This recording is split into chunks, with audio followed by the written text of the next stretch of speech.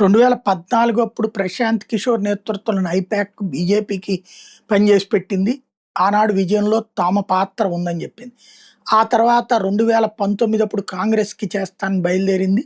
కానీ కాంగ్రెస్ మధ్యలో వదిలేసింది. బట్ కాంగ్రెస్ తెర వెనకాల వాళ్ళని వినియోగించుకుంది. బట్ కాంగ్రెస్ ఓడింది.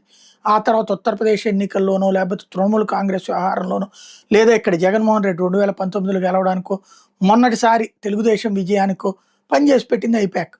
అట్లాంటిది ఇప్పుడు ఐపాక్ సిపిఐ దగ్గర కలిసిందట. మరి ఐపాకా?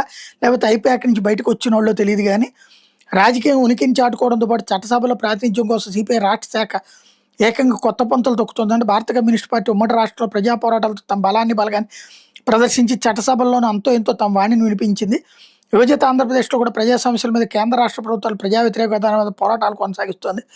అయితే రాజకీయంగా అంత ప్రభావం చూపలేకపోతుంది. ఈ నేపథ్యంలో దేశంలోని పలు రాజకీయ పార్టీలకు సలహాదారుగా వ్యవహరించిన ఐపాక్ సంస్థతో సంప్రదింపులు జరుపుతోందంట. సిపిఐ రాష్ట్ర కార్యదర్శికి ఇటీవల బాధ్యతలు చేపట్టిన గుజ్జుల ఈశ్వరయ్య రాష్ట్రంలో పార్టీ సంస్థాగత నిర్మాణం మీద దృష్టి సారించి పార్టీకి నూతన జవసత్వాలు తీసుకురావడానికి ప్రయత్నాలు చేస్తున్నారు. ఈ క్రమంలోనే ఆయన ఐపాక్ ప్రతినిధులతో చర్చలు జరిపారు. రాష్ట్రంలో ప్రధాన రాజకీయ పార్టీలు అనుసరిస్తున్న విధానాలు, ప్రజలకు దగ్గరయ్యేందుకు అనుసరించాల్సిన వ్యూహాల మీద చర్చలు జరిపారట.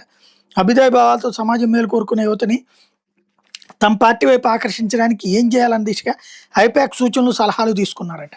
మరి ఐపాక్ దిగజారిందా, వీళ్ళు ఎదిగారా అర్థం కాలా.